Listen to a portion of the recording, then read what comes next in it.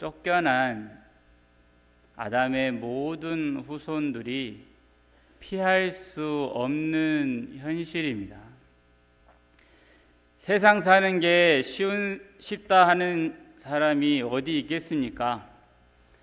아직 세상에 그 쓴맛을 못 본 어린 아이들이나 사는 게 재밌지라고 하겠지만, 사는 날이 길어질수록, 오래 살수록 세상 사는 게 쉽지 않더라라고 하는 게 어르신들의 한결같은 말씀이죠.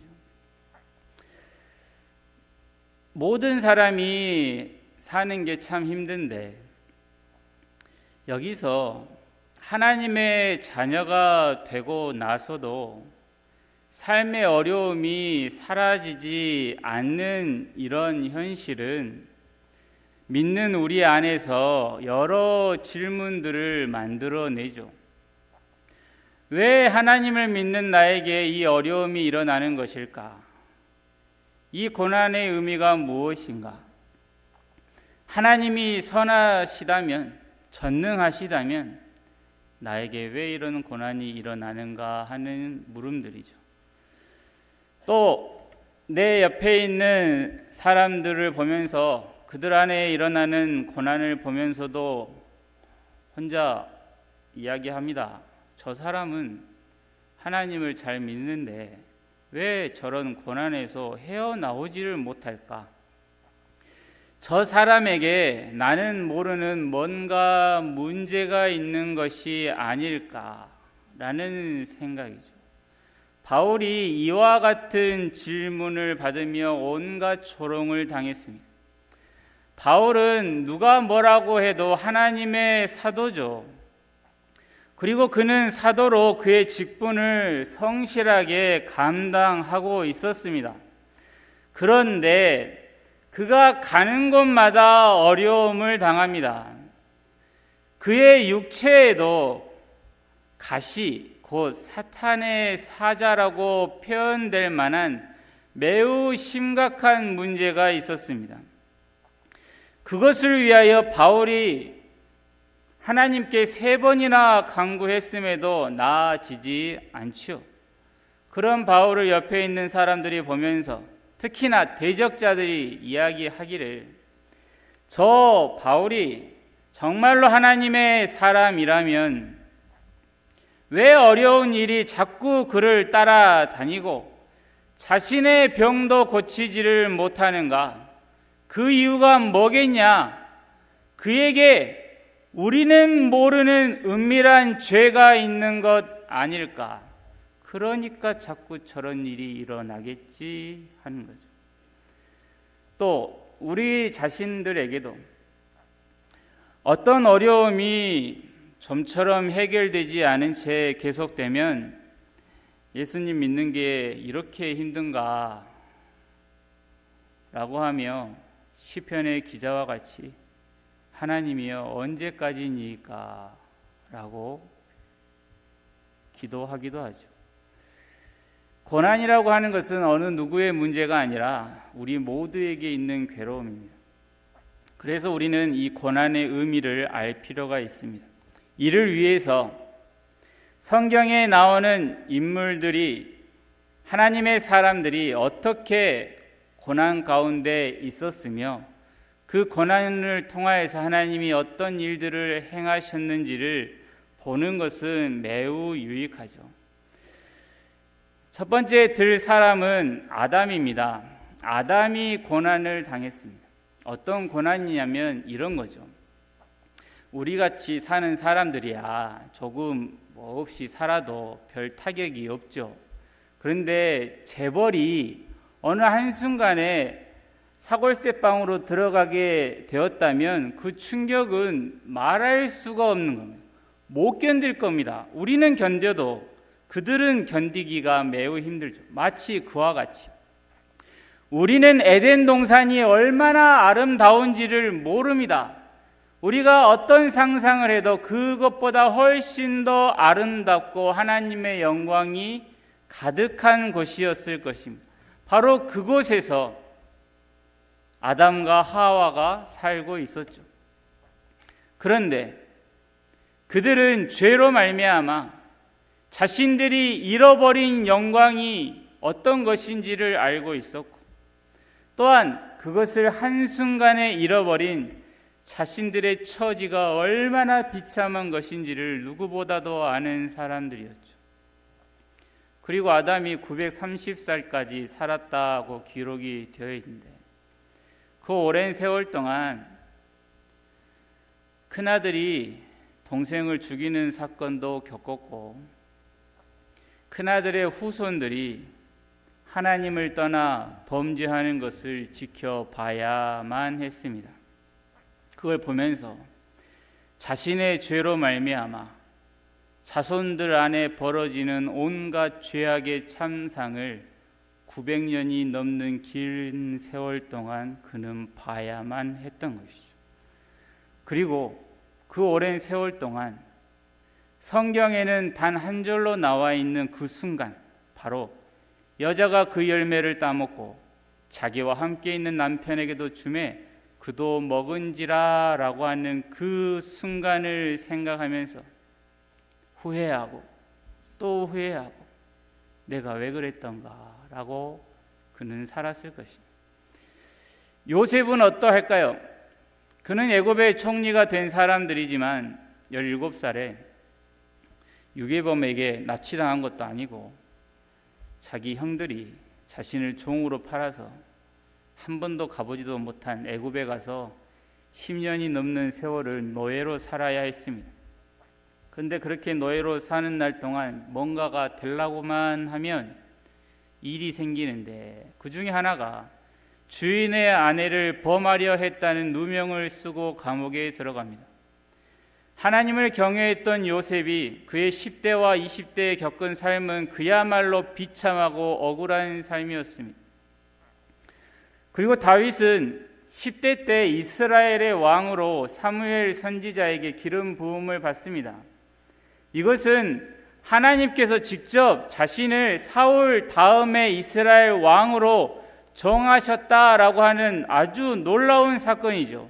그런데 바로 그 일 이후에 그는 사울 왕에게 쫓겨다니는 삶을 살았고, 30살이 되어서야 유다의 왕이 되었는데 이스라엘 전체의 왕이 되기까지는 7년이 더 있어야 했습니다. 다윗은 성경에 나오는 인물들 중에 정말로 하나님을 사랑했던 사람이라 할 수 있고, 많은 찬양의 시를 쓴 사람이지만 동시에 그는 참으로 많은 고난을 겪은 사람이죠. 왕이 된 이후에도 자식들 안에 근친 상간과 살인과 그리고 반란까지 겪습니다.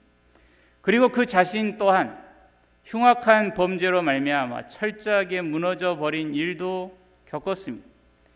이에 대하여 시편 23편에서 사망의 음침한 골짜기를 다녔다라고 이야기하는 것이죠.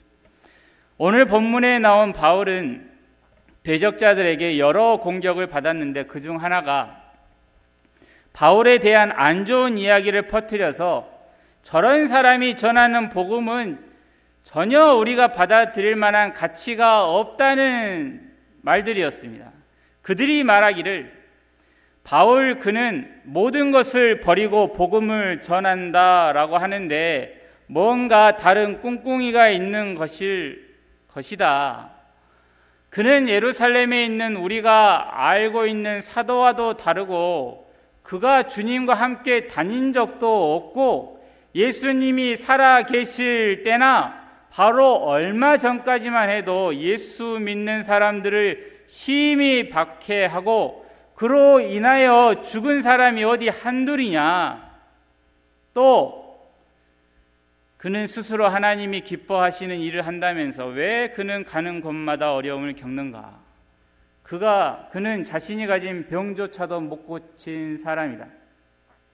그에게 그런 일이 일어난 것은 그가 뭔가 문제가 있기 때문이다 라고 하는 이러한 공격에 자신뿐 아니라 모든 믿는 이들이 받는 이러한 비난에 대해서 고린도후서 6장에서 이런 변호를 합니다.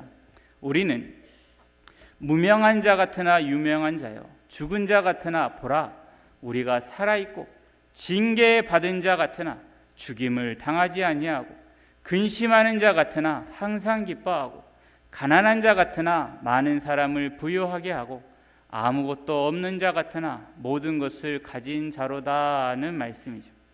여기에서 믿는 사람들이 처해 있는 현실이 보여야 합니다. 무명하고 죽은 자 같고 징계받는 것 같은 일들을 당하고, 근심거리가 많은 사람 같고, 핍박을 받아서 정상적인 경제활동을 못해서 아무것도 없어 보입니다. 하지만 바울은 자신과 같은 처지에 있는 모든 주의 백성들을 위로하고 있는 것이죠. 그는 주의 일을 힘써 하는 중에 셀 수 없는 많은 고생을 한 사람이다. 특별히 고린도후서 11장에 나오죠. 옥에도 갇히고 매도 맞고 배를 타면 배가 파선해버리고 일주일 동안 깊은 바다에 있고 강과 강도와 동족과 이방인과 시내와 광야와 바다와 거짓 형제 중에 위험을 당하고 잠도 못 자고 목도 마르고 굶고 춥고 헐벗은 삶을 살았다라고 하는 것입니다. 단 몇 초도 안 되는 시간에 읽어버릴 수 있는 성경 구절들이지만 이 내용들은 그가 복음을 전하는 수십 년간 계속 이어서 겪었던 일들입니다. 바울이 왜 자신이 당한 이런 어려움을 이야기했냐면, 나 때는 말이야, 나는 이런 상황에서도 충성했다라고 자랑하려는 게 아니죠. 그리스도로 말미암아 얻게 된 기쁨이 이 모든 괴로움보다 훨씬 크다는 것을 이야기하려는 겁니다. 바울은 자신이 항상 기뻐해야 할 이유를 아는 사람이었고, 고난을 지나면서 그가 자랑할 것이라고는 자신의 연약함임을 알았죠. 그리스도의 능력이 강하게 드러나는 고난 속에서 이 바울은 위로를 받았고, 본문에서도 그 받은 위로를 같은 믿음의 형제들에게 전하고 있는 것입니다. 또한 예수님도 이사야 선지자가 예언한 대로 슬픔의 사람이었죠. 죄를 알지도 못하신 분이 인간의 모든 죄를 감당하셔야 했고, 그러기 위해 죄 있는 육신의 모양으로 오셨습니다. 그분은 결국 십자가에서 나의 하나님, 나의 하나님, 어찌하여 나를 버리셨나이까 라고 부르짖을 만큼 성부 하나님께 철저하게 외면당하셨고, 거기서 하나님의 심판을 받아 죽으셨습니다. 여기서 우리는 정직한 질문을 던질 필요가 있습니다. 이처럼 하나님의 사람들은 물론이고 우리를 구원하신 주께서도 이런 고난을 겪으셨는데, 그러면 하나님을 믿을 이유가 무엇인가? 라는 질문입니다. 만일에 평탄한 삶을 위해 하나님을 믿는 사람들에게는 더 이상 믿을 이유가 사라지죠. 또한 그리스도께서 모든 고난을 다 짊어지고 해결하셨기에 그리스도인은 더 이상 고난을 받지 않아도 된다라고 하는 거짓 교사들이 있습니다. 이 말이 듣기에 참 좋아도 성경은 그렇게 가르치지 않습니다. 만에 하나라도 그런 거짓 교사들의 말이 사실이라면 사도 바울 또한 여러 사도들의 삶을 어떻게 설명할 것이며, 초대교회 그리스도인들이 겪었던 삶의 어려움뿐 아니라 지금 주의 백성들 가운데 벌어지는 일들을 설명할 수 없는 것이죠. 기독교에서 말하는 형통이나 기쁨은 일반적인 의미와는 다릅니다. 사람들은 어려운 일들 만나지 않고 좋은 일들만 생기는 것을 기쁨의 이유로 삼을지라도 성경에서 말하는 기쁨은 그렇지 않습니다. 기쁨을 고난이 주는 축복으로 언급을 하는데 이것이 도대체 믿음이 없는 사람들에게는 이해되지 않는 기독교 신앙의 신비이죠. 사도 바울이 말한 바와 같이 근심하는 자 같으나 항상 기뻐하고입니다. 그러기에 우리는 고난의 의미를 다시 정립할 필요가 있습니다. 그러면 어떻게 고난이 기쁨을 가져다 줄 수 있을까요? 그 이유는 하나님에게 있습니다. 하나님의 자녀들에게, 그리스도인들에게 무의미한 고난은 단 하나도 없다는 사실이죠. 하나님은 자녀들에게 결코 의미 없는 고난을 허락하지 않으십니다. 무엇보다도 우리는 고난을 통해 하나님께서 사람이 생각할 수 없는 큰 일들을 행하시는 것을 말씀을 통해서 볼 수 있습니다.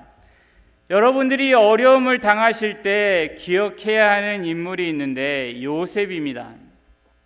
요셉이 참 어려운 고난의 세월이 지난 후에 형들에게 말하듯 요셉의 고난은 하나님께서 주의 나라를 이루시기 위해 준비하는 사건이 되었죠.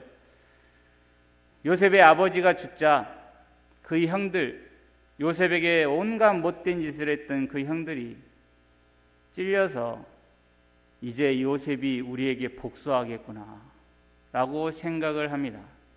그러한 형들에게 요셉이 이런 말을 합니다. 하나님이 큰 구원으로 당신들의 생명을 보존하고 당신들의 후손을 세상에 두시려고 나를 당신들보다 먼저 보내셨나니 그런즉 나를 이리로 보낸 이는 당신들이 아니요 하나님이시라. 하나님이 나를 바로에게 아버지로 삼으시고 그 온 집의 주로 삼으시며 애굽 온 땅의 통치자로 삼으셨나이다.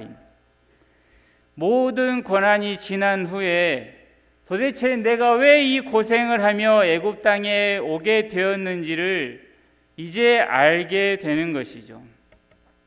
사도 바울도 고난을 통해 하나님께서 우리가 생각하지도 못한 일들을 행하신다는 것을 알았습니다. 그는 자신이 당한 그 험한 여러 고난의 의미를 본문에서 설명하고 있습니다. 고난은 바울 자신에게 하나님의 위로를 넘치도록 경험하게 하셨을 뿐만 아니라 고난을 당하는 많은 성도들을 위로하는 수단이 되었다고 하죠. 이와 같이 나의 고난은 나만을 위한 것이 아니라 나처럼 고난을 받는 형제들의 유익을 위해서 하나님의 도구가 되는 것이죠. 하나님께서는 고난을 통해 우리가 생각하지 못한 뜻밖의 일들을 행하고 계십니다.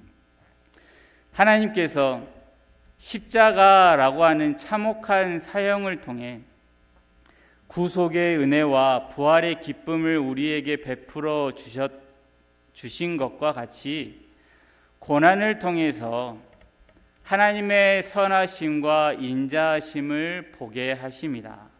어떻게 볼까요? 고난이 있으면 하나님의 백성들은 하나님을 찾게 됩니다.